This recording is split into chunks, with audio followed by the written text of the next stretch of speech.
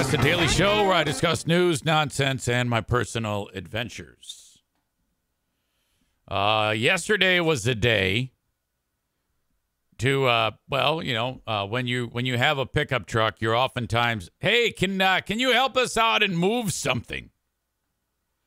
Now, I mean, I didn't sign up to get a pickup truck. I wanted a pickup. Well, I didn't. I never did. I had to buy it off of my dad to keep him from driving. And then once I got it in my possession, I'm like, all right, well, I got a truck now. It's my daily driver.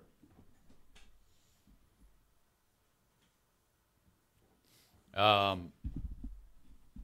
the way, if you don't know the story about how I came upon the truck, it was my dad's. And, it's probably not the best idea to have a dementia patient driving around. But nobody could control him. He's like, I'm not a drive. And then, you'd be with him, or he'd be driving, and then he would just, start looking off into the wild blue yonder and just not paying attention. He's going to kill somebody.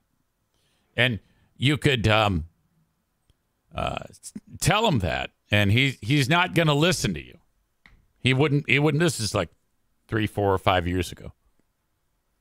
He's not going to listen to you.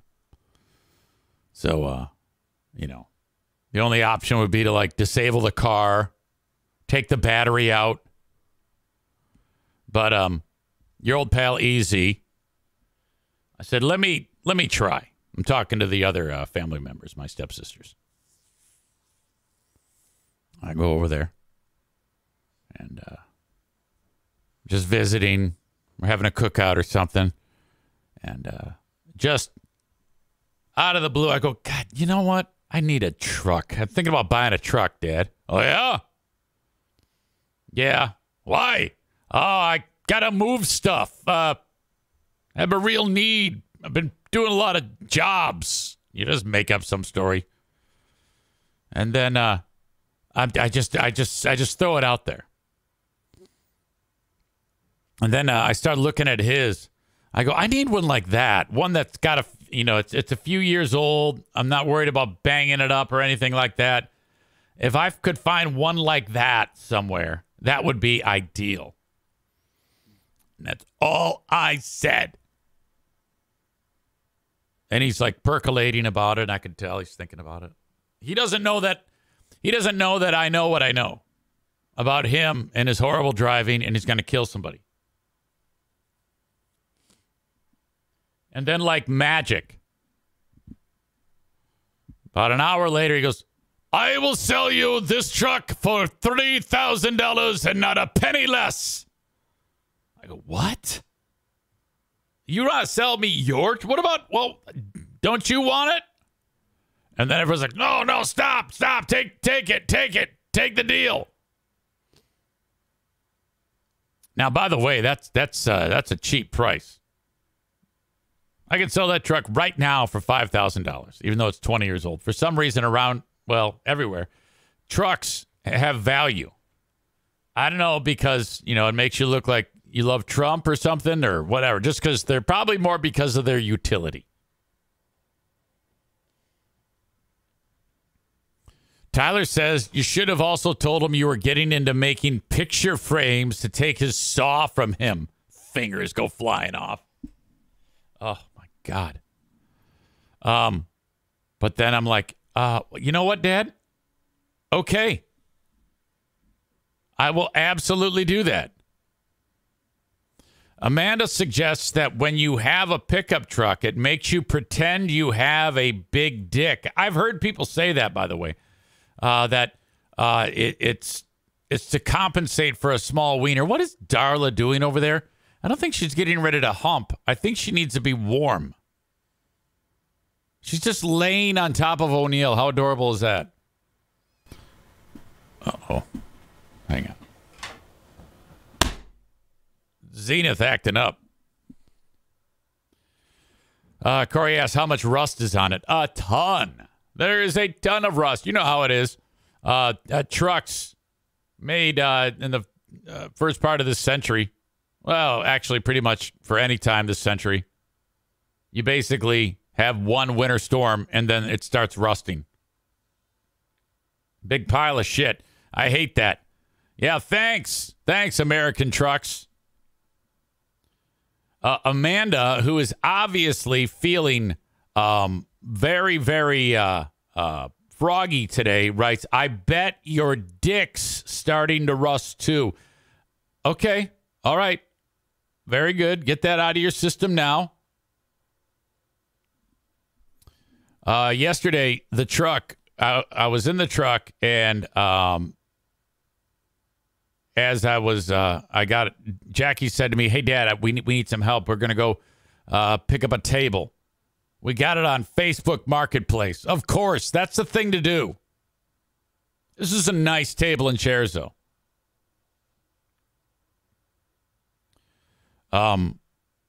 We show up there, and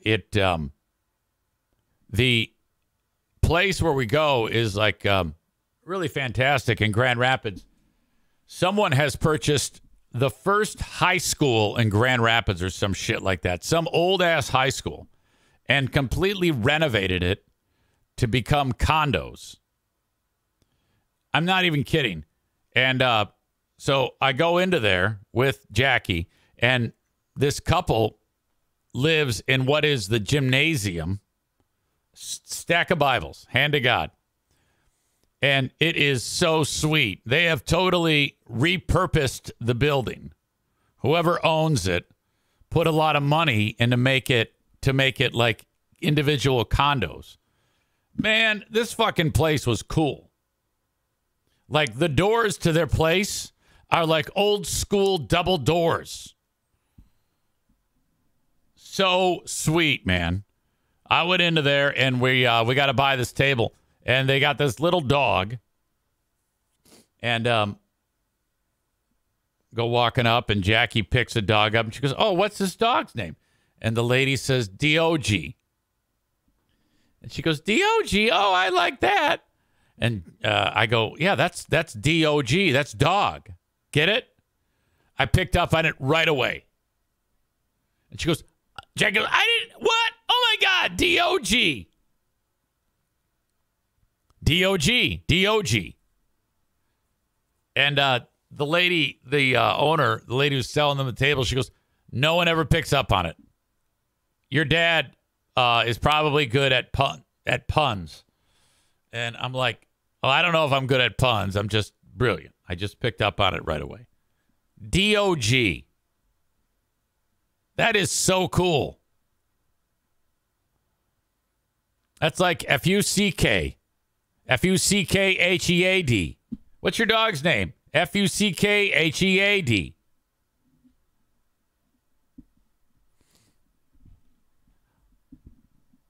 Who's that listening to your show? Oh, that's C-O-C-K-S-U-C-K-E-R.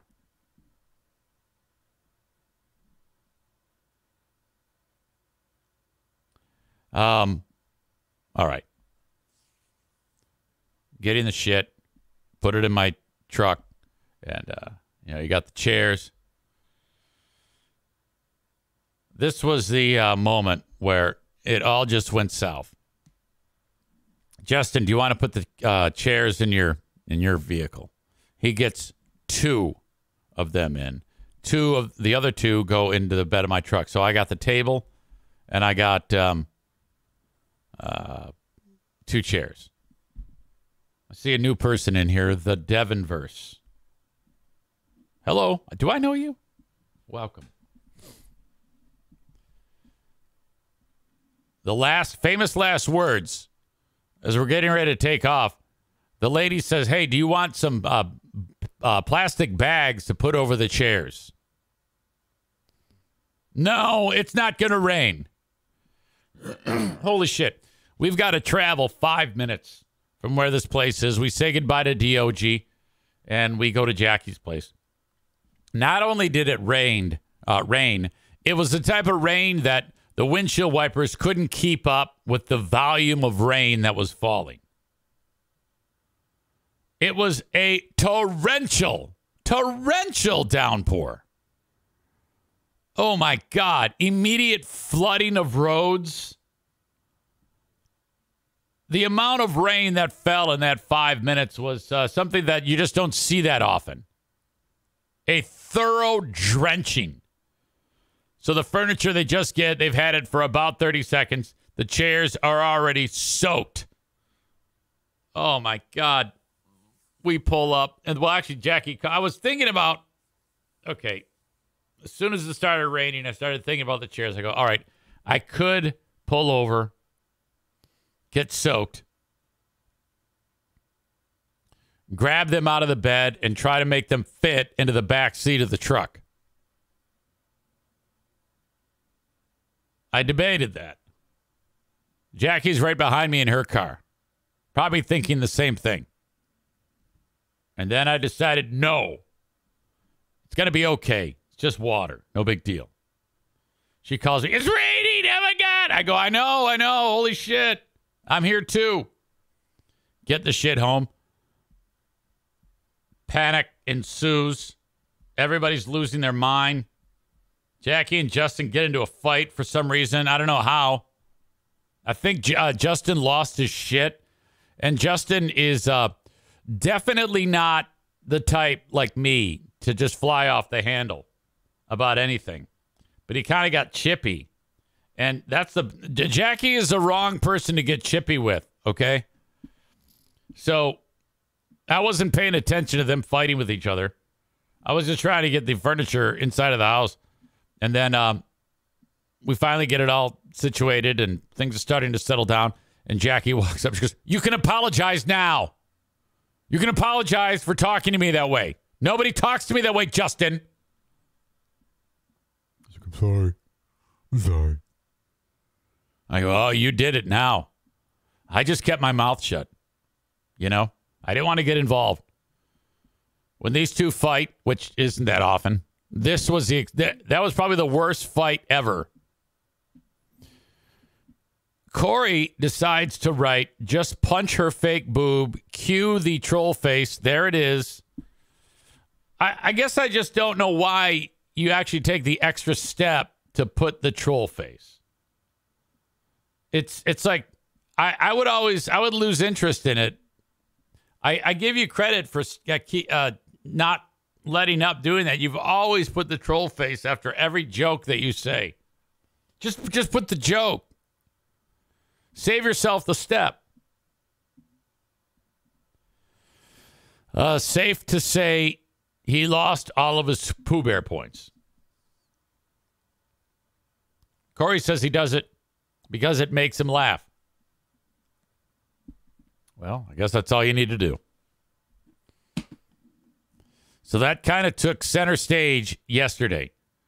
And what's crazy about it is I had nearly forgotten that I had to do that. But I had it in my phone that I had to do that. And then I was driving home from a meeting before that. And I realized, now I haven't driven limo in just shy of 1 year. So they reached out. They go, hey, do you still want to drive? I go, well, I don't have much time to drive. But in a pinch, if nobody can do a run, definitely keep me on because I might be able to help you. They go, okay, we're glad you said that. I go, okay, cool. They go, however, you owe us a drug test and you owe us a medical exam. Yearly, you have to do that when you're a driver. Some can wait longer in between, but I have to get mine yearly. So I go, all right, no problem. They go, all right, we got you in at Med 1 in Grand Rapids. This is the place you go. You walk in, and it's a lobby full of losers. And yeah, I got to go take a drug test, pee in a cup, and then get a quick medical exam from a physician, make sure my eyes are okay, make sure my ears are okay, which, frankly, I thought I might fail. But I go in there, and while I'm sitting there waiting for my turn so I can do my exam, some other guy comes in, and he wants to do the same thing. He wants to take a urine test, a drug test. And an older gentleman. And he says to the lady that's waiting on him at the desk, he goes, look, I really have to pee, like right now. She goes, okay, I'm gonna hurry this, and you will be seen as soon as possible. So she like puts him to the front of the line, but he still is kind of like waiting there. Now, I guess I figured out what's happening because his phone rings and I can hear the person coming through the phone talking to this dude. And she's none too pleased that it's taking more than 1 minute. This poor guy hasn't been there for like 2 minutes, 3 minutes. And she's already calling him saying, hey, what's going on? Where are you? And he says, I'm here at Med 1. I'm about to take the test. And then she's like impatient. And I could hear that she was impatient with him. So I couldn't figure out what was going on. And then he hangs up. Actually, he kept her on the phone. He goes up to the desk again. He goes, look, not only do I have to go to the bathroom, but I'm on a tether. And the boss wants me back at the job right now. I have to get this done quickly. Like, she knew, I think, that he had to go to take the drug test, but she's like not being paid, not giving this guy even any inch, you know? She's bitching at him, and all he wants to do is piss and take a drug test. So whoever the fucking boss is, I don't know if it was his probie or his boss or what, but the tether is on his leg, and he's like, I'm out of tether. I got to get the fuck out of here. I got to go. He's not supposed to be there or something? I don't know. I mean, I guess when you have somebody who's fucked up like that, you want to keep him on a short leash. Son of a bitch can't even piss. What a fucking bad life. And he was an older dude, too. So I was like, oh, God, you've had a hard life. I can just see it in your fucking face. You've been doing this since you were a kid, haven't you? You've been a total fuck up forever. And now here you are at the place where you do drug testing. Everybody's looking at you, judging you. You got your fucking tethers going off. You got some asshole screaming at you on the phone, and you just want to piss. It's time at that point that you're really looking back, and if you think too hard and evaluate your life, you might just throw yourself into traffic. Son of a bitch. He finally goes. I noticed that everybody at that place doesn't give a shit about etiquette there. Like if the phone rings, they'll have a intense personal conversation right in the waiting area, you know? So there I am, surrounded by all these losers. I finally get in there, take my pee test, take my vision test, take my hearing test, explain all the things going on in my life, medicines I'm taking, things like that. I wander over into the waiting area. I even told the story because they give you like an iPad to fill out all the shit that's happened to you in the last year. And so I revealed that I cut my foot off practically with the chainsaw because it asked, have you passed out? And I said, well, yeah, actually, I have passed out. And then they got like a million questions about passing out. So then the doc is, he comes in, and this doc, I don't know what it is about docs at a place like this loser place where only losers are getting checked on, like me. Okay? For some reason, the docs seem slightly like white trash docs. Like, if you're like a dermatologist at a clinic, that's like a high-end doc or a plastic surgery doc. But if you're doc at place where you do piss tests, that's loser doctor, right? I just got the impression that this guy was not the sharpest pencil in the box when it comes to doctors. Like, I felt like he was kind of like a fucking dumb fuck doc. I mean, don't you have to, because I have a family member who's actually a dermatologist. And, regular college, medical school, internship, residency, from the start of college at age 17, 18 to getting finally done with everything, you're about 35 years old. No shit. For some reason, I feel like this doc, it basically went high school doc. Tyler writes, yeah, those places are dollar store doctors. Now, Tyler works in the medical industry. I think he's a polyp grinder, but still. I just got the impression that this guy, eats his boogers. Anyway, he wanted to know more about passing out. I told him. He said, okay, no big deal. Gave me my medical card, which says, hey, you can drive. Now, I think I have to pay for that test. I think they actually take it out of my pay to get the test. Tyler writes, I'm actually cutting fallopian tubes. I'll grind some polyps later. I think I actually have to pay for all of this. They take it out of your paycheck. But the thing is, I haven't had a paycheck from them in 1 year. So I think this was just like an adventure. I went on this adventure. Doctor takes a look at me, take a pee test. And then I have a story to talk about on here. And then I just left. That was it. Like an hour out of my day. Quite an adventure, indeed. Also an adventure, speaking of health. This is crazy ass shit right here. Since January, we have been discussing Ottawa Impact. Just so you know, a pack of these far-right conspiracy theorists, freedom fighters, angry that the kid had to wear a mask, claim that if the kid wears a mask, the kid dies. Holy shit. They, as you know, they won seats in the county of Ottawa. All right. Because they were pissed off that they had to wear a mask and that their stupid hand-clapping churches got shut down during the pandemic.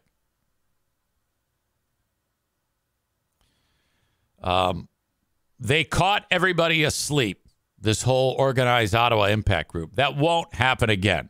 They will lose in the next election, and then that will be it. This chapter will close. Since then, they've had various press conferences saying they hate gay people and transgender people. They blew up the diversity, Office of Diversity, Equity, and Inclusion. They changed the slogan of the county from where you belong, which is not true anymore, to let freedom ring, using that term freedom. Anybody who uses freedom, patriot, shit like that, these are crazy fucks. They didn't like the health director from the previous regime that just lost because they're like, she's one of them. She wanted us to wear masks. Well, you're fired. Well, she filed suit. All right. And got that halted. And that it's taken this long up to now for there to be any type of resolution. The Ottawa Impact bastards are led by one fuck named Joe Moss. Moss turned to some loser named Ryan Kelly to be the new health director. But that actually got put on hold because the one they wanted to fire, Adeline Hambley, said, hold on, I'm suing you. Now, the guy they wanted, no joke, he has the same skill set as Joe Martinez, our resident heating and cooling expert on this show. Joe Martinez from A&E Heating and Cooling. He is a furnace and AC repairman. He's an HVAC guy. Now, his wife, Kristen Megan Kelly, likes to say that he's like, I don't know, she always comes up with really inflated terms for him and for her. She puts sawdust on puke and cleans up that at like schools. She's a janitor. She calls herself a scientist. She's not. All right. So you've got a guy who changes furnace filters that's going to be the new health director. In fact, this is audio of Ryan Kelly's wife, Kristen Megan Kelly, when she was butthurt with me making fun of her stupid daughter. When they set the daughter up there with the fat bitch grandma and brainwashed the kid, talking about how, thank you, Joe Moss, for keeping us from sexual deviants that are transgender or drag queens, whatever the fuck it was. Well, that fat bitch called my Joe Martinez and said, what are you doing? You can't advertise on the Eric Zane Show podcast. And so the fat bitch is calling all my sponsors, who then tipped me off and said, hey, this fat bitch is calling us. And then Joe sent me this. Hi, my name is Kristen Megan Kelly. I'm the veteran, and I'm the veteran. I believe I've called and left a message earlier today. I'm the veteran. I'm just trying to get some feedback from whoever would be in charge. I'm the veteran in making the decision to sponsor the Eric Zane podcast. I'm the veteran. I am the mother. I'm the veteran of a child that he spoke about on his podcast. I'm the veteran in a sexual manner. I'm the veteran, including sex acts that he wants my veteran to perform. No, I don't want her to perform those things. I have the sheriff involved. But if she does, I hope that your mother walks in on her. Several sponsors have already backed out. And I'm the veteran. I believe in nonviolent free market solutions. I'm the veteran, so I greatly support free speech. I'm the veteran. This is not protected speech. I'm the veteran when discussing sexual acts of a veteran. I'm the veteran. It was an attack on me and my family, and I'm the veteran. It's one thing to have an opinion of adults, but again, it's not protected speech to speak sexually about a 7-year-old girl. I'm the veteran. If you would like to see the Well, apparently it is, because nobody called on me. The evidence, and I have seen on social media someone is messaging people to not talk about it. I'm the veteran, but they want your business to know that your name is slapped behind the screen when he's saying these things. I'm the veteran. You can call me if you'd like. My number is area code 405-694-8344. I'm the veteran. I bleeped it so that you couldn't possibly figure out what her number is. But I would really like to know if your business supports this type of rhetoric. Area code 405-694-8344.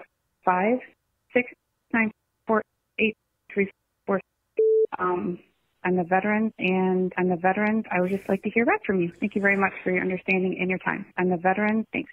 I'm a veteran, and I'm a veteran. Well, anyway. Ottawa Impact wanted the husband of that scientist to be the health director. Okay. Fast forward. It comes time. Oh, by the way, they also, Ottawa Impact, there is a man, a black white supremacist, allegedly, who keeps his racism stored in his neck fat. John Gibbs, who ran as a Republican in for the House of Representatives, and I think I forgot what district, 33rd district. Kent County. If you recall, Peter Meyer won that seat in the previous election off through when Justin Amash said he wasn't going to run again. And so Peter Meyer won that. And then he was one of like 8 or 9 Republicans who voted to impeach Trump. And the fucking sick fuck Republicans didn't like that. So John Gibbs ran against Peter Meyer in the primary for this GOP seat. Trump endorsed Gibbs. Gibbs beat Meyer. So Meyer's out. Gibbs ran against a Democrat for that seat named Hillary Scholten, who won. And that seat went Democrat from the House of Representatives from the state of Michigan for the first time in 40 years. Gibbs disappears, but resurfaces when the Ottawa Impact pieces of shit hire him, not an elected position. They hired him to be the county administrator. All right. Fast forward to now. All the crazy fucking county commission meetings leading up to this. There was a moment when it came time for the fiscal year to begin. So the budget was discussed by Ottawa Impact. And there's a few county members who aren't part of Ottawa Impact. One of them is Jacob Bonema, who's a Republican who ran with Ottawa Impact. And then he went rogue. He said, you know what? You guys are too fucked up. I'm out.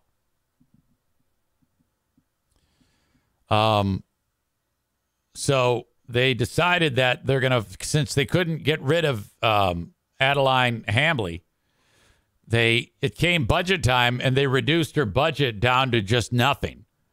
They said, we're cutting your budget by over $4 million or something like that. It was even more than that at first. And she was like, well, why are we even here? We can't, that means we won't have any employees. All of these services that the health department provides for the public will not be able to be funded. There's no way we can operate on this amount of money. And they said, well, sorry. That's their way of getting back at her. This is called revenge politics. And the people who suffer from that are the public. While this is all going on, my friend Joe Spaulding is helping with the recall effort of one of the Ottawa Impact pieces of shit, lady by the name of Lucy Ebel, trying to get her out, and that is to be voted on in May to begin the process of ending this nightmare. You vote every 2 years on county commissioners, so hopefully they'll all be gone by the time the next election. And Lucy will be out before that, which means they won't have a majority anymore. Now, so they try to slash her budget. She then goes to social media and says, yeah, this would throw the health department into disarray. And her going to social media and talking about it publicly, they looked at that as insubordination or some shit, and they used that as a reason to try to fire her. And they had this long, drawn-out, many hours hearing with, like, an actual judge supervising it, and a huge amount of resources, time, and money spent on this. When it came time to actually announce whether or not they're going to fire her, that's where it got even more murky, because they didn't fire her and they put off the vote and they waited. This is just recently. This is like a couple weeks ago. And then the amount of people were starting to realize that obviously at Ottawa Impact that they are in great jeopardy if they do actually fire her for a wrongful termination suit. They have a legal team called Coleman Legal, which has close ties to Joe Moss. Like, it's a real scratch my back, I'll scratch yours type of relationship.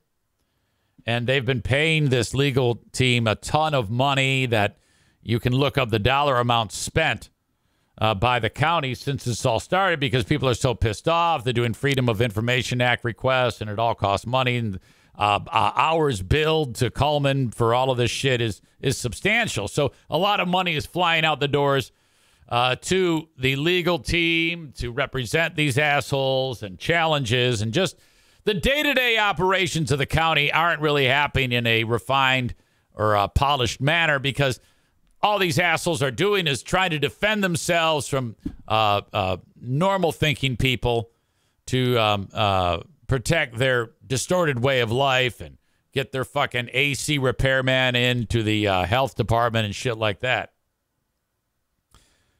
Well, they don't fire her.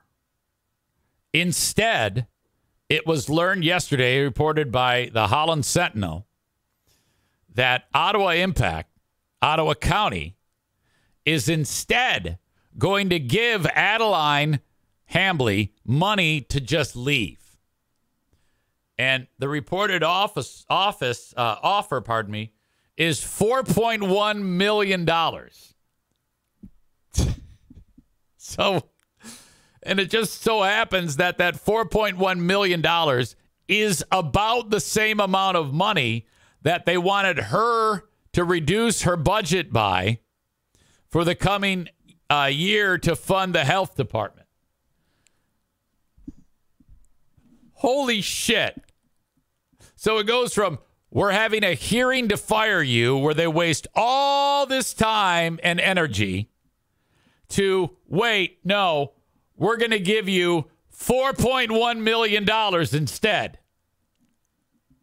Now, the reason why they're doing that is because, and then she would sign an agreement not to sue them. And, well, they obviously realize that sweet little Adeline Hambley and her lawyer have her by the short and curlies. She's actually got a handful of Ottawa Impact dicks and vaginas in her hand. And this tell of offering $4.1 million is proof. Aram says this is your tax money that she is walking away with. Yes, it is. And shame on those that caused this to happen. And this all happened because they didn't like a mask. They didn't like their little wacky church being shut down so that people wouldn't get sick. That's why this happened. That's what this is all about. It's always been about that. Okay? These are the same crazy people that when a kid wears a mask, they're like, oh, you're hurting her. You're hurting my child. Fuck your fucking kid. The hell it is, you asshole. So good. You know what? I hope she doesn't take it. I hope she doesn't take it and she sues them. And then I hope she says, you know what? I don't want that money. I want my job. I'll take my job and then you can fire me. And then, now that's a huge gamble. She'd never do that.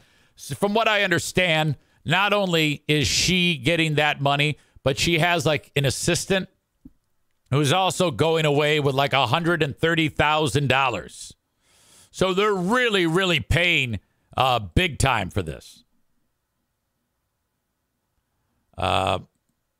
There's a really nice lady by the name of Sarah Leach who writes for the Holland Sentinel, and she has been the point person for everything Ottawa. Okay? She's the one who broke the story yesterday at 1:40 in the afternoon. And the headline, instead of firing her, Ottawa Impact plans to give Hambley millions to resign. My God. It starts with pay $4 million to step down 10 months after trying to demote her without cause, which is what they did.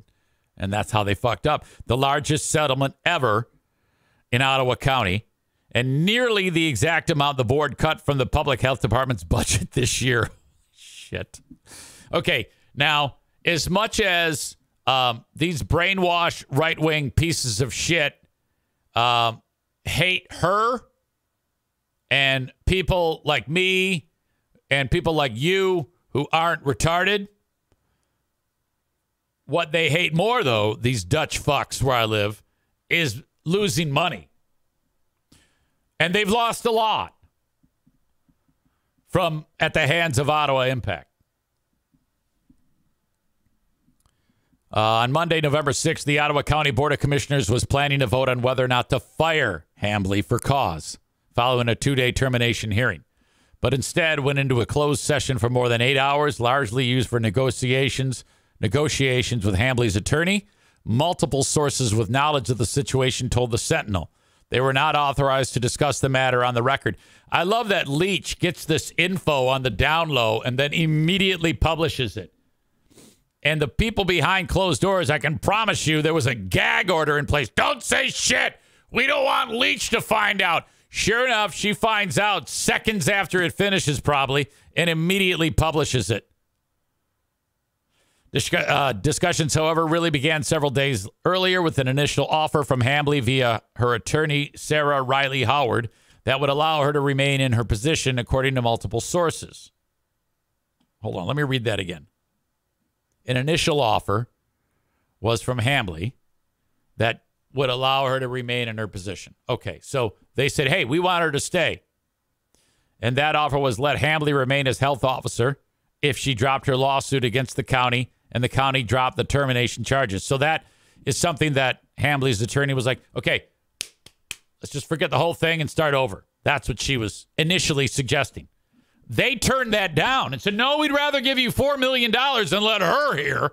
We want the AC repairman. They also wanted, Hambley's attorney wanted Ottawa Impact to pay her legal fees, which at the time were estimated to be about $102,000. That would, it would also result in Deputy Health Officer Marcia Mansari's resignation in January with a severance agreement of 1 year pay plus benefits. Would led to an external search through the county's Human Resources Department to seek a new deputy health officer, ultimately selected by Hambley. This is all very reasonable. This is what they said wanted to happen. I also prevented the board from filing additional charges through the end of 2024 unless the county's HR department conducted an independent investigation. So the initial offer by Hambley's attorney was let her keep her job. The right-hand person does want to leave, so she gets a year, and let Adeline select the replacement, and you can't call her on the carpet until the end of 2024, unless if she has sex with a kid in the office. No, we'd rather pay $4.1 million. They figured that was the better choice and let an uneducated oaf into the spot to take her position. They settled on, they said, no, we got something better, something that benefits us. You get out, and we'll give you $4.1 million. And that's what Sarah Leach writes. Instead, the county will now pay Hambley more than $4 million to resign rather than firing her, which likely would have led to further appeals and prolonged litigation. If the settlement is finalized, Hambley will pay her own attorney fees, which ultimately works out to be about $250,000. Under the current agreement, the number two will also resign after being placed on paid administrative leave through the end of January. So she gets a vacation, and then she gets a year's pay. God damn, they're just throwing out money. They give Adeline Hambley $4.1 million. They give the number two, Mansari, a vacation till the end of January, and then she gets $125,000. Fuck me. What a turn of events. It's just poetic that $4.1 million is nearly the exact amount cut from the public health department's budget. Jesus. The entire $4 million would be taken from the, I don't understand a lot of this, from the Insurance Authorities Fund, whatever that is, reserved for claims. Okay, so however you get that money, it's there for things just like this. Like, I don't know, someone gets injured on property or something. I don't know, sued, maybe something like this. But that fund that the county has is worth $23 million. I'm not particularly sure how that fund is created. If that's just like an insurance policy, I don't know. I don't know where that actual dollar amount comes from. It says the $4 million would be taken from the Insurance Authorities Fund, reserved for claims, which has a fund balance of $23 million. I'd love to see where that money comes from, how you build that fund. Because, I don't know, maybe this money doesn't come directly from taxpayers, because that's going to be the first thing people bitch about is, this is where our tax, but, maybe it isn't coming from the taxpayers. If it isn't, well, then, everybody wins. Hambley gets $4 million. Mansari gets a vacation at $123,000.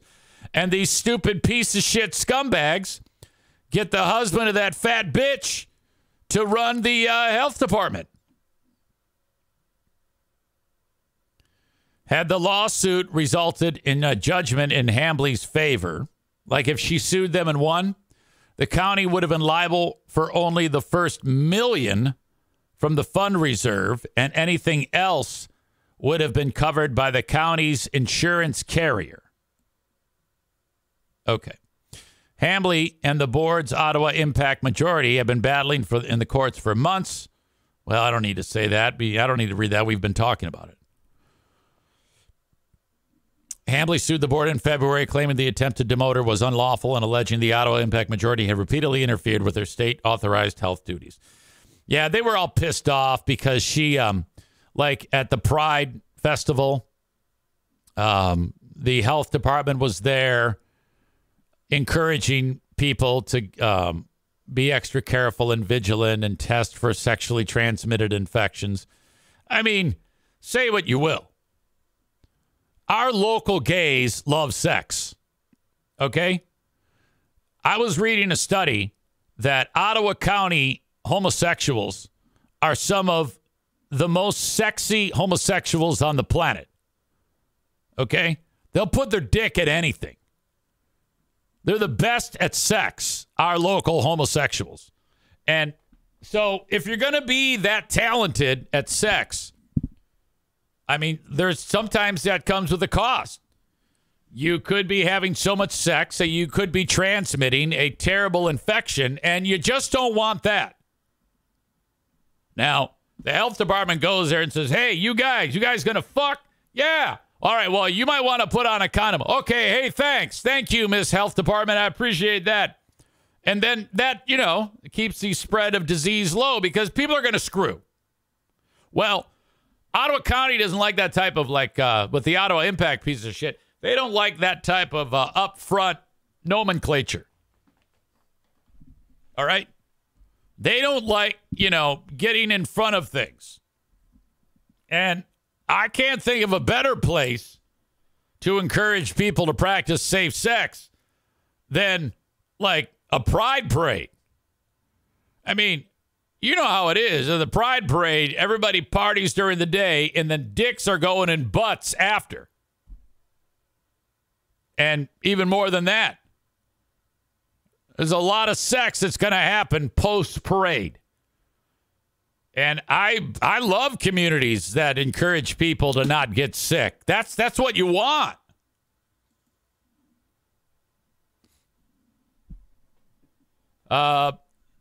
Mediocrity Dave writes, in terms of an Ottawa County slogan, instead of let freedom ring, the sexiest gays is much better than let freedom ring.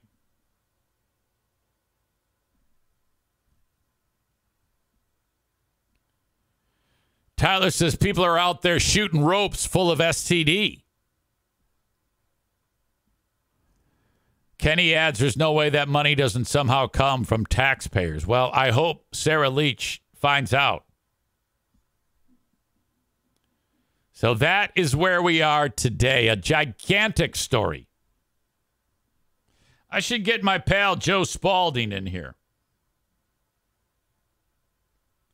Who is, this guy is, you've heard him before, is on the front line. I just sent him a text that says incoming. That allows him to get to a whatever. I don't know what the hell he's doing. I don't even know what he does for a living. He might even live with his parents.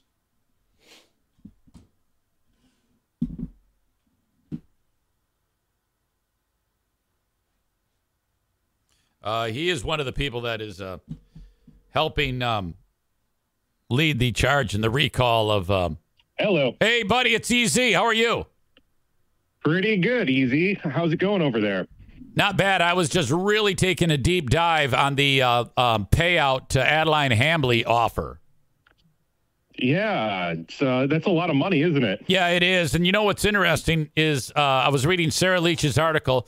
The initial salvo by Adeline's lawyer was she wants her job. She wants to help look for the new deputy. It was all like Ottawa Impact could have just said, all right, let's start over. Like they gave her the out, or she gave them the out, and they said, no, we'd rather give you $4 million. Yeah, and it's like a normal person thinks that when they're going into a lawsuit, like they want to not lose a whole giant shit ton of money. But they were thinking the exact backwards because these people are, completely ass backwards. Wow. So it's incredible that amount of money, the $4.1 million, is about the amount of money that they wanted to slash from her budget, which is what really put this all into high gear when they decided to do that.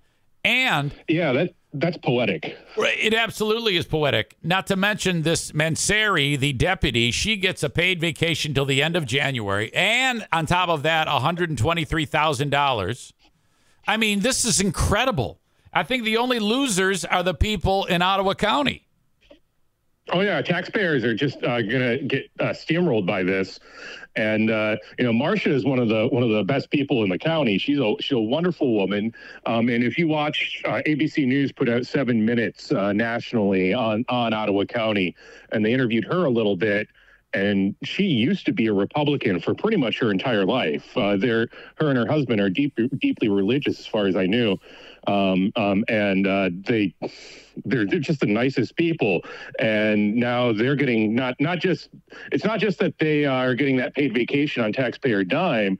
We're locked out of their experience in the amount, what they have to offer the county. So now we get AC repairman and his fat wife to run the health department. I mean, that's the way that looks. But again, he has to go through state approval, and the state has to approve him before he can be seated in that position. And I don't know, maybe we'll get extraordinarily lucky and we'll actually have a process for selecting a health director that's in public. And maybe that can be some semblance of a reset, but I doubt that's going to happen. The $4 million, according to Sarah Leach, she wrote, it comes from the Insurance Authority's fund reserved for claims, which has a fund balance of $23 million. I wonder what the source of the $23 million is. Is that just over time a little bit of tax dollars to build it up? But I guess I'm not sure where that source of that money is. So that would be my guess. But the thing that concerns me about that is if you read the article, if they would have gone full on to trial and they would have gotten a judgment, the insurance company would have had to cover everything above $1 million, and our tax dollars, that insurance, that resource would have been drained only $1 million. Right. So they decided to jump the gun and cost us, $4 million, which is the biggest settlement that's ever happened in the history of Ottawa County. And on top of that, we're still looking down the barrel of other lawsuits, including an age discrimination lawsuit against John Gibbs for saying that he wanted someone young that he could control and give orders to. He brought that intern guy in, whatever that fucking guy. I forgot his name. And because there's an older guy who said, well, wait a minute, I'm incredibly more qualified than that punk.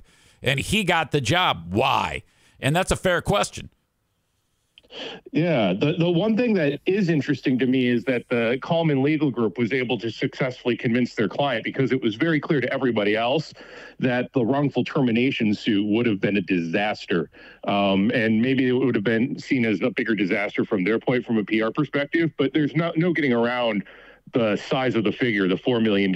And that's something every taxpayer and every voter is going to be thinking about next November. Jesus. And then in District 2 in May. What is your next target at the next time you have a chance to speak public comment? Because, I mean, do you just recap this to the board? What do you think is going to be your next talking point that you want to discuss in front of these losers? Well, it's important for that audience, when I'm speaking, that I'm saying things that, one, directly counter what was happening, what's going on. But more importantly, I think from a practical standpoint, as we start approaching the election year, we want to be giving the people that are thinking about supporting them more reasons to not support them, or more reasons to turn against them. And so those are really easy things to do when we just bring up that $4 million figure. So I expect a lot of people are going to be talking about that $4 million figure.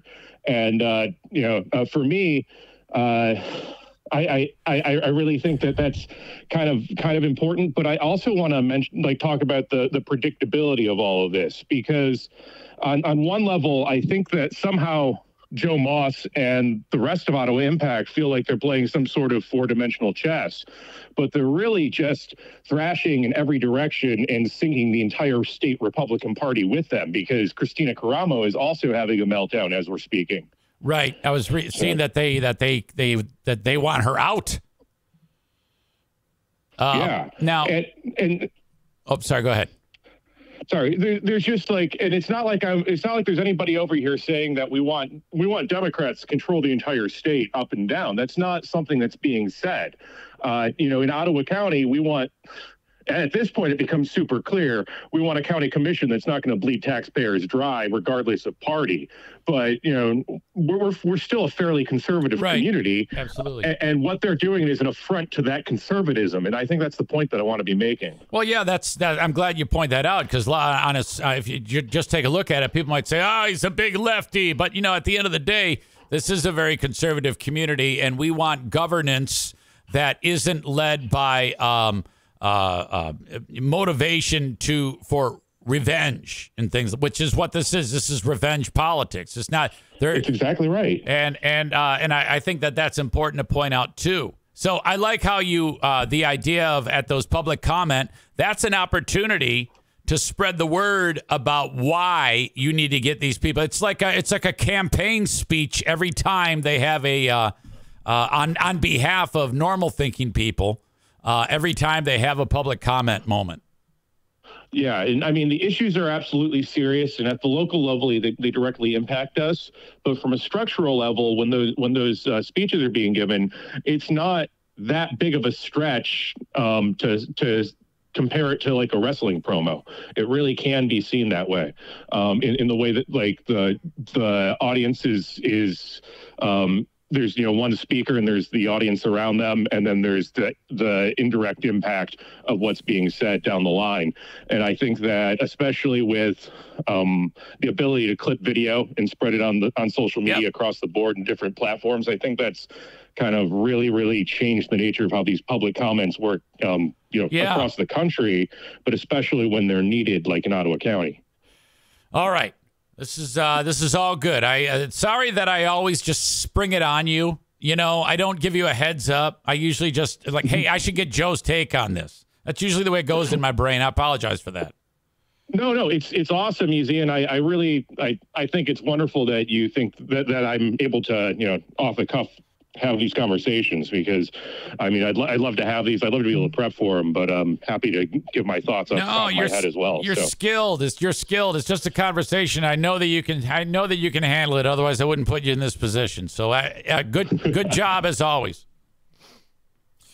Appreciate it. Well, we're going to keep doing what we're going to do, and we're looking forward to removing Lucy Ebel in May at this recall election. We're going to find out on Tuesday of next week if from the county that our count of signatures is valid, and we're going to be on the ballot unless they can challenge enough signatures in 5 days. Do they actually have to look at the signature, compare where the person lives, or like vet it out like one by one? Is that how they do that? Yeah, so the county has 2 weeks where they have to do that, and they know that they have the right number of signatures, and they go through and they count them across the qualified voter file. So they compare it to the qualified voter file, address and name. And if they're a registered voter, they check the signature, and that's the last step for them. Now, yeah, they have to do that the whole stack, and they have to get the full. Yeah, it's a lot of work, but then they have 14 days. Lucy and her lawyers have 5 days at the end of that. Okay. All right. Well, if they want to challenge, they have to do the same thing. And that all ends Tuesday. So the 14 days that the county has ends Tuesday. Okay. And then Lucy has 5 days after that. Yep, to challenge. And then after that 5 days, it's very unlikely that we're not going to be on the ballot. All right. It's very likely that we will be. And tell Larry I said hi. We haven't spoken yet, but he's the guy who filed this. He got the ball rolling on the whole Lucy Ebel thing. Yeah, and I mean, like, I can tell Larry you said hi. I can also, see if he can wants to have a conversation with you down the road. But yeah, Larry's a good guy, and he definitely filed those papers. So I don't like black people. I'm kidding. I doubt that. I'm kidding. I doubt that's true. I think you would have been stabbed growing up if that were true. Totally kidding. All right, buddy. Hey, man, it was good. It was good to hear your voice. Take care, easy. All right, man. See ya. Bye. There you go, Joe Spaulding. What a legend. I got to get Kyle from a company that used to market themselves on the podcast. That concludes the Ottawa Impact portion of the show. I knew that was going to be a big hitter. Those fucking assholes. Oh, my God. Well, hello, Eric Zane. Well, hello, Eric Zane. Mm-hmm.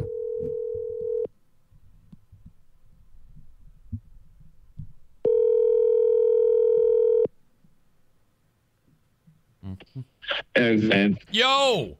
Hey, what's going on? How are you? How are you? What's life going, or what's going on in your world? Oh, you just chilling, dude. Busy week. But I'll tell you what, going on a tiny little vacation with the fam to Frankenmuth this weekend. So. Oh, really? That's what we got going on, baby. You know, you might see my beloved better half up there. Oh, really? Yes.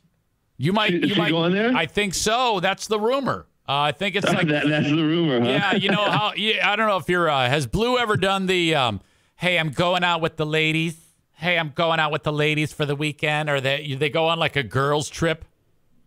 Yeah. Okay. So you know what? Let me think about this, because no, I don't think she's gone on like a girls' trip yet. I know one was being planned for a while, and I don't know what the fuck happened with that, to be honest with you. But they did what she did in lieu of that, since Jameson's so young.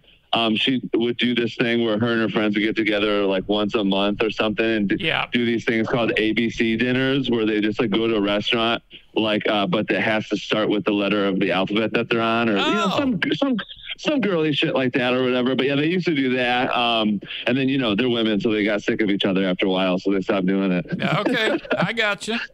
Well, yeah, well, that's what's happening in my world. Queen of the Forest is like, I think we're going to go to Frankenmuth. We're going to go shopping. We're going to do this, that, and the other thing. And then, so I think, and then she, like I asked her, like, hey, what are you doing? She goes, I already told you. Why don't you listen to me? Oh, man. Do you ever have that happen where she like accuses you of not listening to her?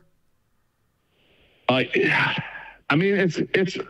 I feel like I probably on a consensus for all the guys out there listening. I feel like it's probably like the number one argument that we all get into. So yeah, 100% of the time I get my ass chewed out for not listening. But it's not that I'm not listening. It's like I call it like justice, you know what I mean? Because like when she wants to not listen to what I'm saying, it's totally fine. So like sometimes I'll just purposely not be listening. You know what I mean? Yep. I you know, the thing is, you know what she does lately to me is she if she's having a conversation with, like, say, my daughter about her plan to go to Frankenmuth, and I'm in the room, she assumes I'm listening. So the other day she goes, hey, I'm going to Frank. I go, well, I didn't know you were going to Frank. I told you. I go, wait a minute. You did? Yes. I was talking to Jackie and you were right there. And I'm like, now hold on a minute here. You do that all the time. You just assume that because I'm in the room, I'm paying. That's not true at all. My mind is other places. I could be doing something. I mean, just because I'm in the room doesn't mean I'm like paying attention to what you're fucking telling me. I know. And she wasn't even telling me. She was telling Jackie.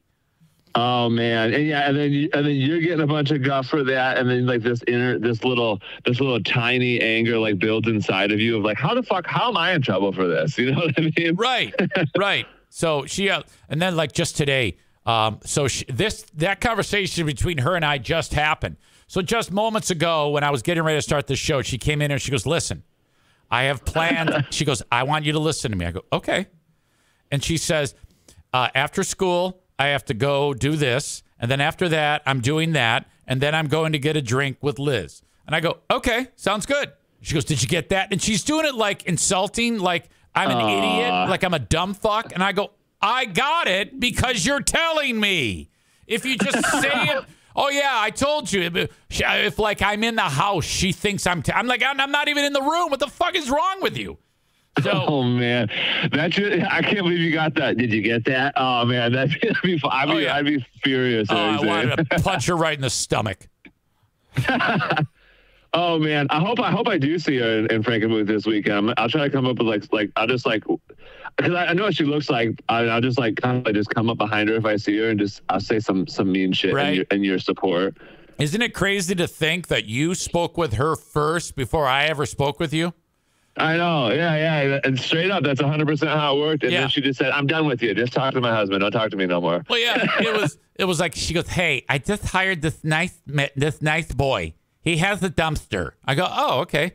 And then you're there in the driveway, and we hit it off right away. This is years ago, and I was like, "Oh yeah, fuck yeah, this guy's cool." And then that's it. You know what? And then right then, we hadn't even discussed any business. And I was like, right away, this guy's got to be funny. This guy is a goddamn talent. That's how people describe me usually. No, they don't. They just say shit like, he's probably autistic. That's what they usually say about me. Well, only the most entertaining people have a little bit of the tism. And I think I might. And that's good. I think you do too. I think you do too. Oh, for sure. As I've gotten older and when you're little, you don't want to learn about it. You know what I mean? You're like, I don't want to learn about autism because, I don't want it to be me. You know what I mean? But as I got older and I started researching based on when I was telling you about when my nephew got diagnosed with the old Aspies. So I started checking it out and I'm like, oh yeah, I definitely got it. But then I started extrapolating it further and I was like, oh fuck. I was like, my dad's definitely got it. I'm like, I'm pretty sure my mom's got it. I'm like, one of my uncles definitely got it. And my grandma who just passed away, I'm like, she definitely had it. You start doing a little analysis and you're dude, people in my family are fucked, dude. I firmly believe that out of all of my family, the slight degree of tism sprinkling that I have has allowed everything to be fun and interesting. I mean, I prefer it. I actually prefer it. I'm so happy that I have some of the tism. I know. And you know what? This is just a little like a life philosophy, but that's actually the thing that bums me out the most about the planet Earth or human beings is people like me, I like to have a good fucking time. You know what I mean? I like to say some controversial, funny stuff and get some laughs and have a good time. But then you always got some dude who's like, you need to take this seriously. Yeah, and I'm like, shut up. I don't know if I have to. You know what I mean? And then you start thinking about. I'm like, the alternative to, my potential condition is what if I was just a boring, regular, you know what I mean? What if when I walked into a room, everybody was just like, nah, fuck, dude. Right. You know what I mean? When I was in 5th grade and Mr. Palo was discussing, whatever the fuck it is on the blackboard, and I take the erasers and smash them into the face of the girls that have asthma, no one's going to remember. No one's going to remember what he was teaching. They're only going to remember me banging the erasers in Jenny Markuzik's face. That's some classic shit right there. You see, that's talent. That's you're standing out above the crowd. It's fucking great. And you might even be solely responsible for the public school system switching from blackboards to whiteboards. Right. Yep. The old erasers. Holy shit. All right. So I'm wearing my Lions hoodie right now, and they just came off of the bye, and I was reading that the whole team is very healthy right now. They're finally all able to play. So that means if they go to San Diego and fuck this up, everybody's going to be furious. I know. And you know what? Especially since we're just this is what my brain just did, Eric Zane. And I was listening to you, I caught everything you said, but the tism kicked in a little bit, and you said coming off the bye, and immediately my brain came up with a response that I would just say right then, which is coming off the bye is better than coming on the bye. Right, you know what I mean? Right. Yeah. But why does this have to happen to me, Eric Zane? I don't know. Because we're talking about football, and here I am. It's just my brain's no, say this. That's it. That's the way it is. That's again sprinkle of the Aspie. And by the way, I fucked up. It's Los Angeles Chargers. With by the way, what a pile of shit. No one goes to those games.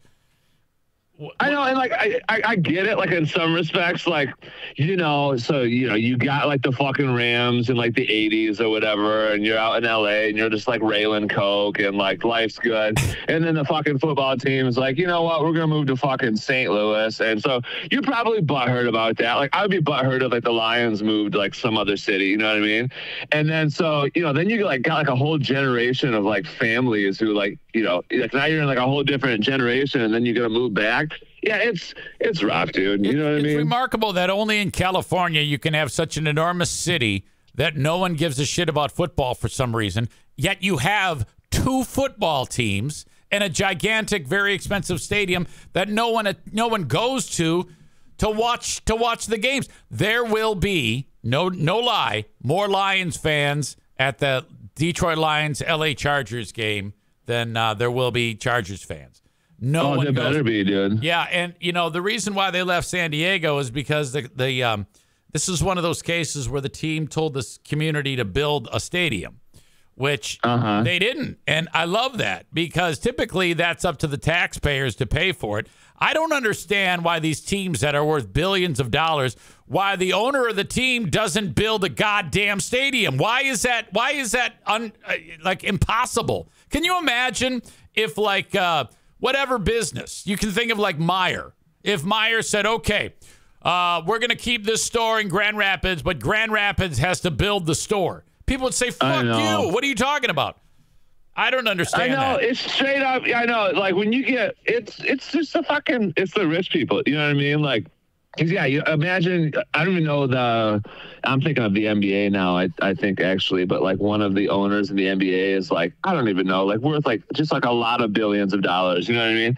And like, can you imagine just like having that much money and you're just like, you know what? I want the fucking poor people to pay for this shit, or for half of this shit. You know what I mean? It's like, no, like if you want us to stay, it's like, don't be a douchebag, dude. Like just let us watch some football and some basketball, dude. The Ilitch family did that with Little Caesars Arena, and it was paid for by the city of Detroit primarily, and it's a total disaster. The owner of the Pistons wants out as soon as the lease is up. He's going to move the fuck out of there. And probably, oh really? Yeah, that's the word. Move to another place in Detroit. No one even goes to the Piston game. The team sucks shit too. So fuck. Yeah, I know. They're like, pack it up, dude. We're moving back to the fucking landfill in Auburn Hills, baby. Yeah, I can't believe that stadium's gone. They like ripped it down. Like the second the Pistons left, it's gone. Straight up, like, and I don't even know if I told you about this, but and to be honest with you, I don't even know how long ago this was now, but me and Blue and our friends, we went to over to that side to go to like the Top Golf and like just have like a little weekend away. Yeah. And our hotel was like right on that strip where the Palace was, and like we were just driving by it, and like all these like just like these memories were just like flooding back of like Pistons games, and like I'm like, yeah, it just fucking, it's eerie, you know what I mean? And then get this, the fucking we didn't think about it. Well, I didn't book the hotel, but my best friend's wife booked it, and like she was like, yeah, let's like right by Top Golf, like not a big deal. But we were trying to like get a ride to like a restaurant, and like from an Uber, and the guy at the hotel at the front desk was like, I wouldn't do it if I were you. And we're like, what do you mean? He was like, nobody comes over here, like, so you're not going to be able to get a ride back. And I'm like, what? Shit. So, yeah, no. It's dead over there. When I was growing up, we used to go to Piston games at the Silverdome. Oh, and hell yeah. I would have loved to do that. Holy shit. So they put up this enormous curtain, okay, dividing the thing in half, and it's still so goddamn big. And we're sitting up there in the asshole seats for like $5, and you can't see dick. I mean, you're so far away. And for sure. There's no jumbotron that you can see because it's all low res. I mean, it was before fiber optics. That didn't even exist. Yeah. So it's basically 60,000 people looking at like a 10-inch TV. Oh man, it would have been sick though. It was horrible. You couldn't even see anything. It was guy like, why am I even here? Yeah, so stupid. I saw I've seen like articles, I guess you'd say, of like various, I think it's mostly baseball stadiums maybe, but like when they just like build like chairs like right behind the column, you know what I mean? Right. Like, have you know what I'm talking about? Like, how the fuck does that happen? The obstructed view seats. Yeah, yep. Right now I'm actually, as we speak about it, I was sharing on the video stream a image of what they would configure the stadium, and it was just weird looking. And the picture I'm showing doesn't have the curtain, but goddamn, they almost like had to build a stadium within the stadium. Yeah, straight up, because I remember I went, me and my dad, like back, I was like young, so like I missed like the Bad Boy Pistons and like, when they would play there before the Palace, before they moved to the Palace. And I remember like I saw a picture, like a camera guy must have been like under the hoop, and it was like a picture like facing up of like Isaiah Thomas doing like a layup. And you could see like the Silver Dome roof, like, in the distance behind him. Yeah. And I'm like, holy shit, like I couldn't imagine like trying to shoot a basketball when the roof is that high. I feel like it would just throw off all your depth and you'd just be fucking like throwing the ball into the stands accidentally. You know what I mean? Yeah. It was like it blew my mind seeing that pic. All right. So anything else burning on your brain, Kyle? No, the only thing I gotta say, Eric Zane, is actually, you know what? I kept forgetting to bring up. I wanted to talk to this like maybe 2 or 3 weeks ago, so it's old news now. But did you hear about that one bitch, like that fucking old lady who was like 104 or something, and she was skydiving, and like the fucking Guinness World Records was gonna be like, hey, you're the oldest lady that ever skydived, but she fucking died before they could get there to give her the plaque. Did you fucking hear about this? I'm looking at it right now. Yes. 104-year-old woman dies a week after possibly breaking a world record. Oh, no. Yeah, can you fucking imagine, dude? Oh God, yeah, I see the image of her in the plane. She's thumbs up. She looks pretty good. And then this lady's actually I like this fucking lady, because get this, like somewhere in the article it says like she started skydiving when she was 100, and I'm like, are you fucking like? Can you imagine like the amount of paperwork you'd have to fill out, like with that company to release liability? It'll be like, listen, you're a fucking 100, so this is not going to probably go well. So you gotta sign these fucking forms, dude. Now, what's interesting, it says that the former record was some lady in Sweden who was 103. Now, does that mean that this one is not confirmed because the lady croaked? Yeah, that's why I wanted to talk about it. I'm trying to get into like the deep dark conspiracy theories here and like figure out what the fuck's gonna happen. You know what I mean? Maybe like big skydiving killed her or something like that.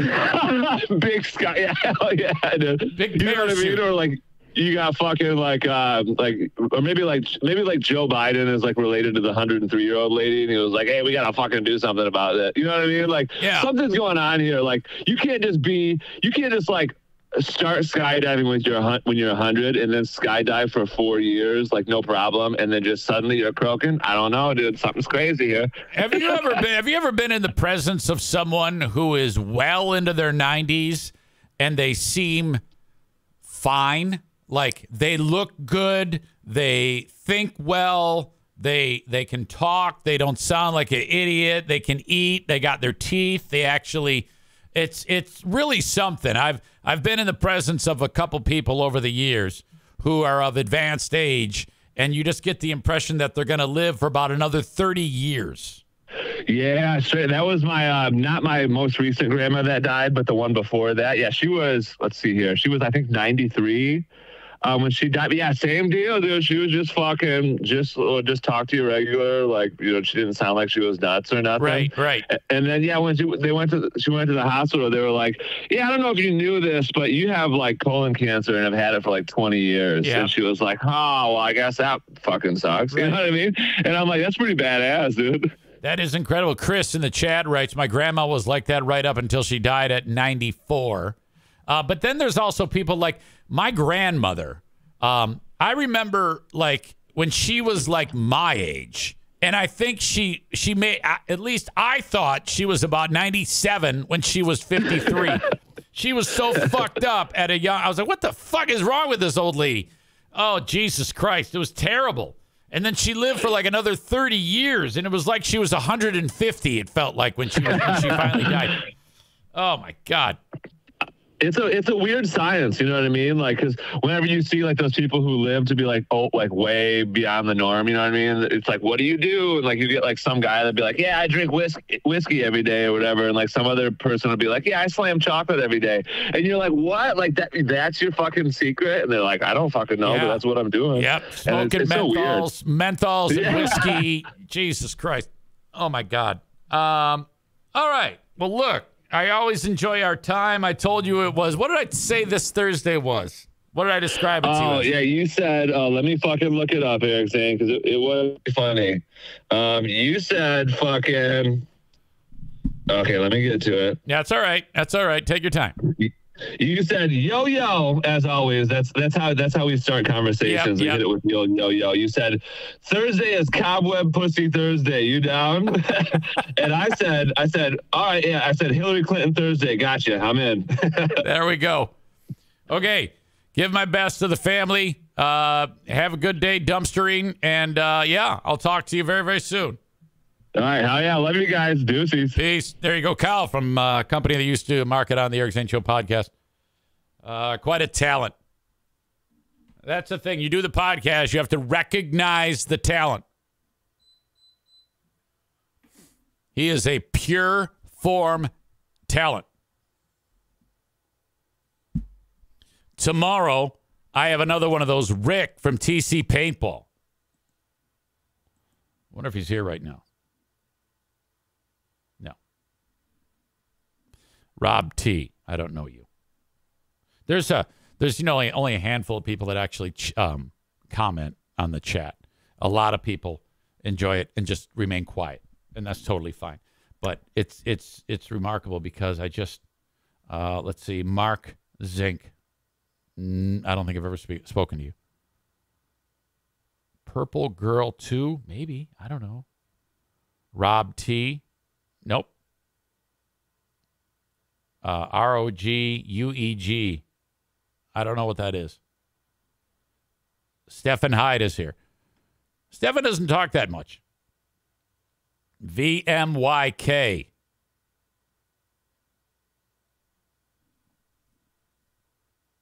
James PWZAF. You need to say more. Gonzalez 1969. Want to hear from you. Gene Rick Rang K. Come on now. You can do some chatting. Gallas 3111. DRP 7255.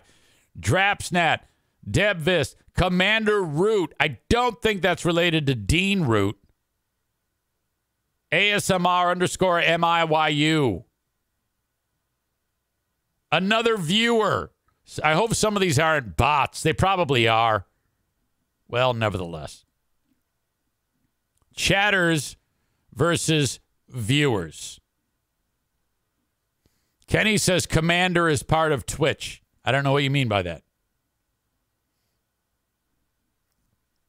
Corey says, you can do some chatting. Bitches out people that talk too much. But he wrote talk too nigh. Commander Root is a bot. Linda says, come on, lurkers. We are a friendly bunch.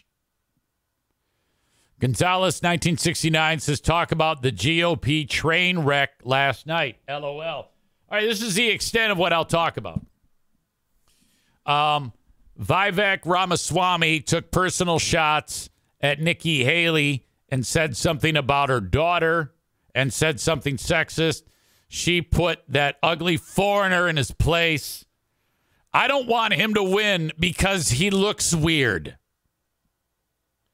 And you know what? It's really wasted breath to talk about that. Why would anybody care about the GOP debate when these people are all afterthoughts?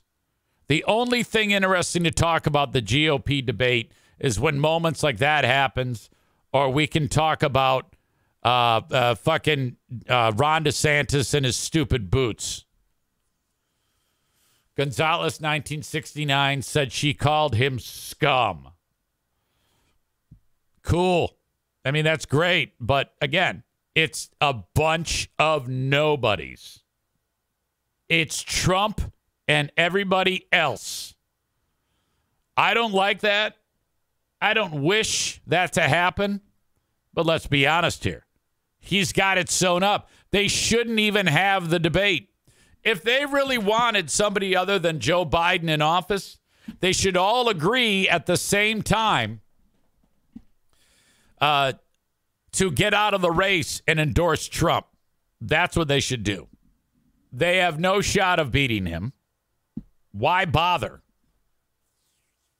And if at the end of the day they had to choose between Trump or Biden, they would choose Trump. Well, just get behind him now. You have no shot. All right. I'm going to take a quick break, go potty, and I'll be back. Corey writes, Eric, watch that parking lot brawl video? Yeah, we broke that down already. Where you been? You talking about the all the chicks scantily clad, barely dressed, fighting? And you call yourself a fan? That's what you sent it to me. We played it. Where were you, dumbass? Troll face.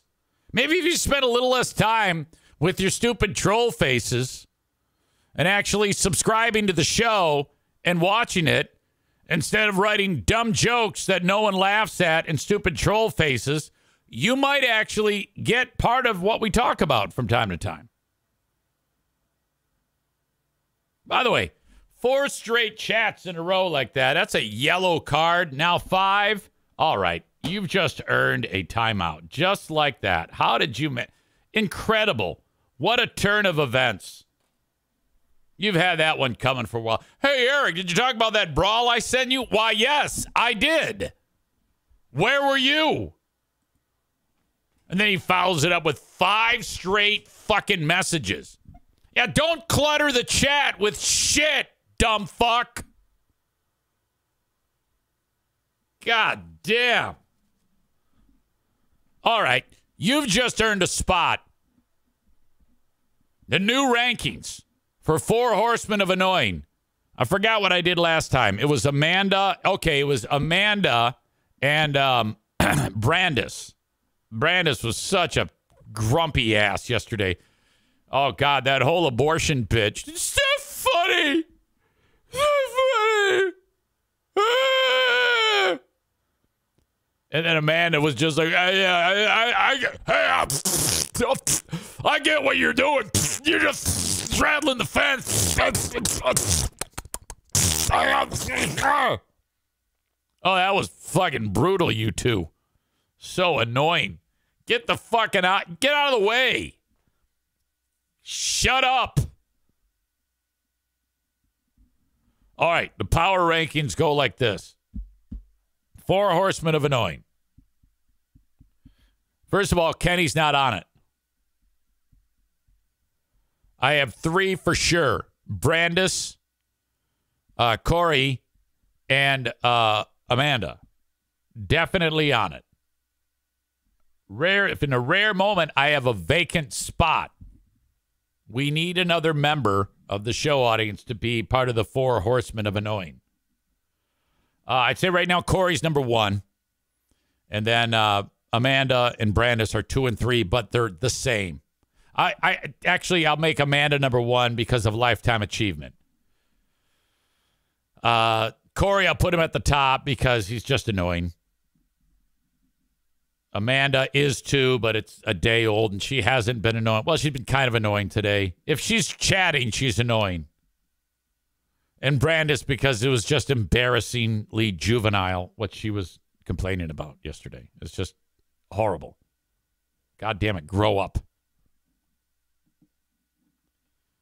Tyler says, Corey is number 1. I must have missed something. Well, you see, the thing is when you're a pain in the ass like Corey, you don't have to do a lot to just vault to the top. Like Kenny, right now he's in the clear. But if he says one fucking comment, one, because of lifetime achievement, which holds a lot of sway, boom, right up there. Okay? And there, of all the audience members, Corey, Amanda, and Kenny have the most lifetime achievement. They don't have to do much to be put right to the top. Pains in the ass. A little bit more about Michigan cheating and college football. I think this has been great. I'm very happy that all of this has happened, all this cheating, because it's really created a wonderful dynamic of conversation on this show. You got people saying bullshit, that Michigan didn't do anything. Now, in my opinion, the NCAA finding that they did nothing wrong is really all you need. Did they? Did Michigan cheat? Yes, of course. But they did a great job cheating. Not only were they successful at it for a long period of time, but when it came down to it, the buck stopped at Connor Stallions. There's no other proof. They skate, and that's the best way to cheat. If you are going to cheat, you better goddamn be sure that you cheat well. And damn right they did. There is no proof that Michigan did anything. End of story. It's over. So now it's to a point where the Big Ten is discussing whether or not they will punish Michigan, which Michigan now has all the cards. Okay? They're not going to be punished, but if they are punished, they're going to sue, and they will win. So all we can hope for now is that Michigan loses on the football field. That will supplant all of this and will become the number one thing that people care about. If they beat them on the football field, if Penn State is feeling full-on rapey and gives them the Sandusky at midfield, that's what we want to happen.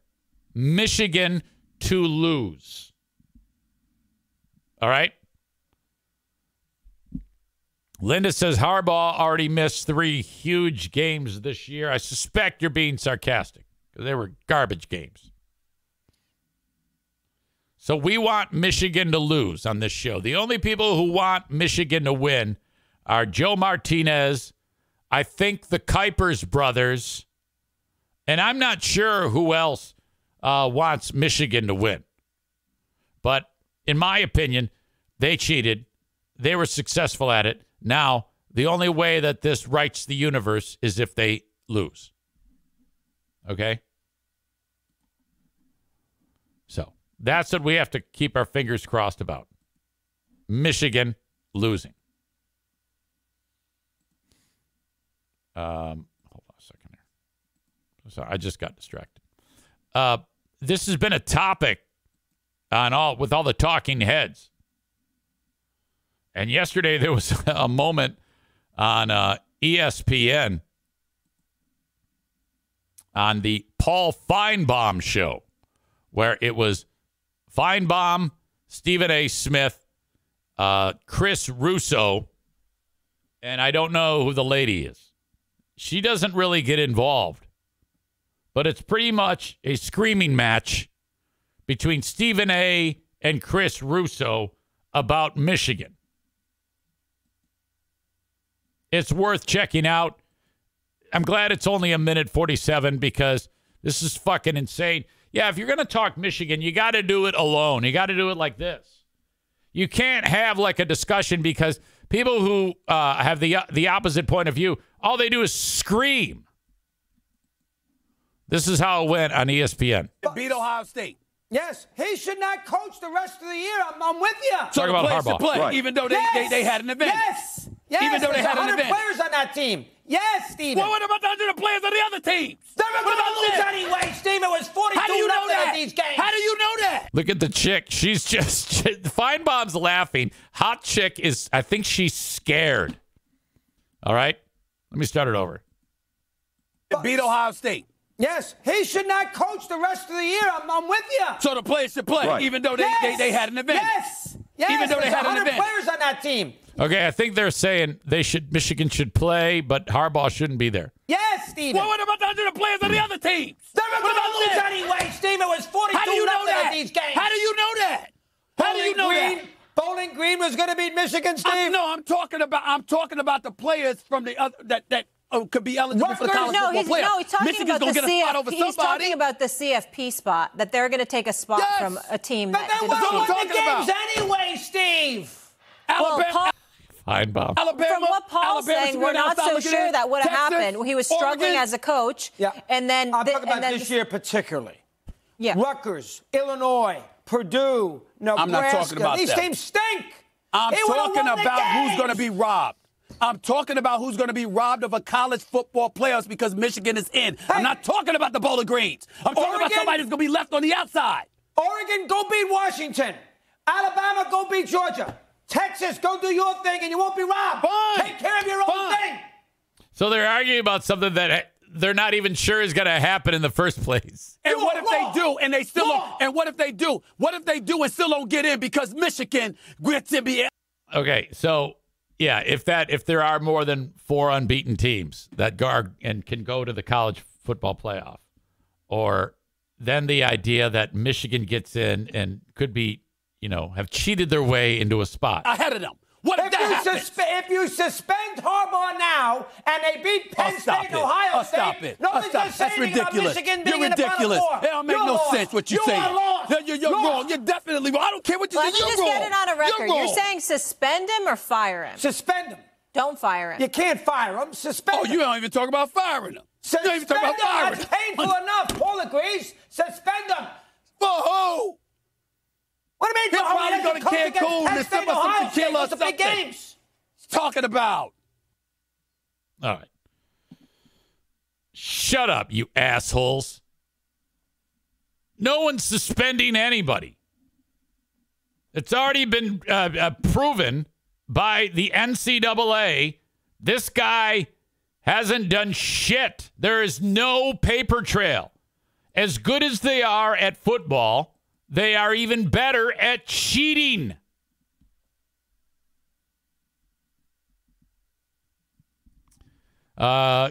Kenny writes, they must have their own version of Zane mode activated. Well, hold on a minute here. We all know, Kenny, that on this show, there's 2 different people, okay? Now, I don't know if there's a Chris Russo when he's not on the mic. If there's a different Chris Russo, maybe his name is completely different. I know that that's what you love. You want Eric Zaituni in here. You don't want Eric Zane. Come on now.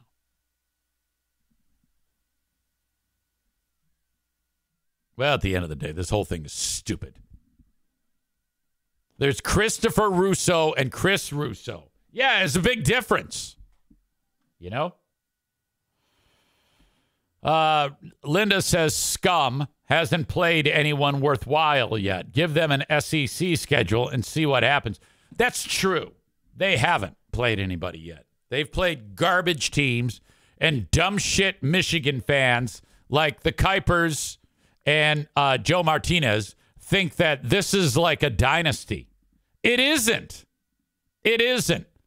The greatest college football program that's ever existed, without a doubt, in the modern era, as much as it pains me to say it, is Alabama.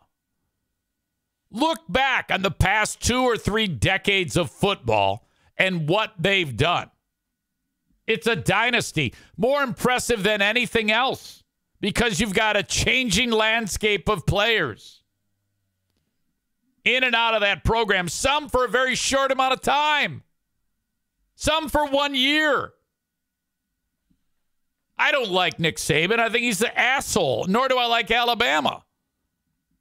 But this is no dynasty that they've won 9 games against shit teams.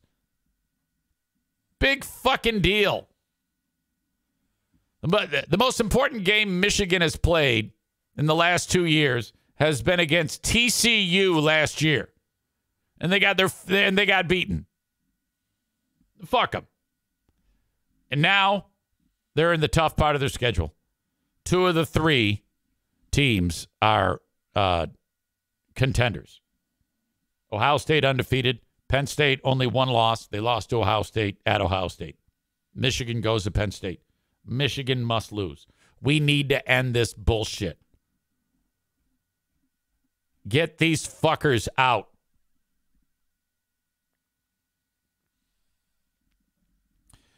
Dave says, at the most, Harbaugh's a cheater. At the very least, he's a bad coach for not knowing what was going on right under his nose. Yeah, Michigan shit. They're going to lose 2 of the next 3. All right? So, and then I can rub it in the face of the Kuipers brothers and Joe Martinez and say, look at you with your Peach Bowl. Enjoy your Peach Bowl. Go blue. Yeah, we got the peaches. We're going to the Holiday Bowl. While the big boys play for the national title. Michigan will finish the year 10-2, losing at Penn State and then at home to Ryan Day. Go Buckeyes. Go Buckeyes.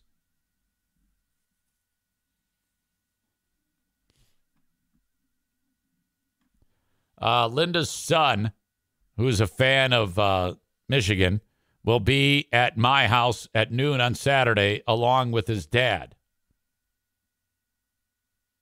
Wait a minute, what's going on there? Is that like a booty call? Your dad is coming. Wait a minute. Your ex-husband is coming over your house? I'm confused. I don't know what's happening. Maybe you can clarify. Joe Martinez says Ryan Day cannot beat Michigan. Yeah, Linda's getting together with her ex for sex over the weekend. I guess she writes to see our grandson. Well, I mean, that's what you're saying, but it's probably for sex.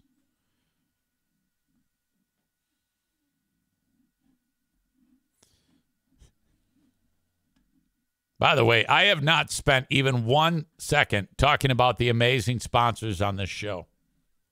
It's been just a feast of content for an hour and 48 minutes. The time just flies by. Thank you to Frank Fuss. If you want to get insurance on the marketplace, you have to get a hold of Frank Fuss. It's that simple. Anywhere in the U.S., licensed independent insurance agent / broker. He can help you navigating healthcare.gov, and it doesn't cost you a dime. Perhaps you need life insurance, and boy, do you. Okay? Who's going to protect the wife, the kids, in the event of something terrible happening? Pay a few bucks a month. Get coverage that you would need to keep them in a great position to survive if something terrible happens. I've had life insurance since I was 19 years old. My dad made me buy it, and I'm so glad he did. You need life insurance if you have a family. Go to buyinsurancehere.com, fill out the form, and off you go. You'll have a conversation with Frank. Tell him I said hi. He's awesome. Recently, he met with, God damn it, South Carolina. Why is this escaping me? Jesus. Also met with Ashley, Hurricane Ashley, from what I understand. Hurricane Ashley, I think, is trying to team up with Amy for a girl power adventure over to Bosco's Pub. They said, hey, we want to come say hi before we scissor. We're going to have a nice meal, and then we're going to make out in the parking lot. And that's probably true. These two are madly in love with each other. And I said, all right, well, next week I may work Monday, Tuesday, Friday. Probably Tuesday and Friday, but I don't have confirmation yet. The thing about fucking Doug is he doesn't let me know till like 3 minutes before I have to go in. Restaurant industry. So fucked. By the way, Patrick in South Carolina. I can't believe that left my brain. Linda says, my ex and I get along for the sake of our son. And we get compliments on how we've handled it.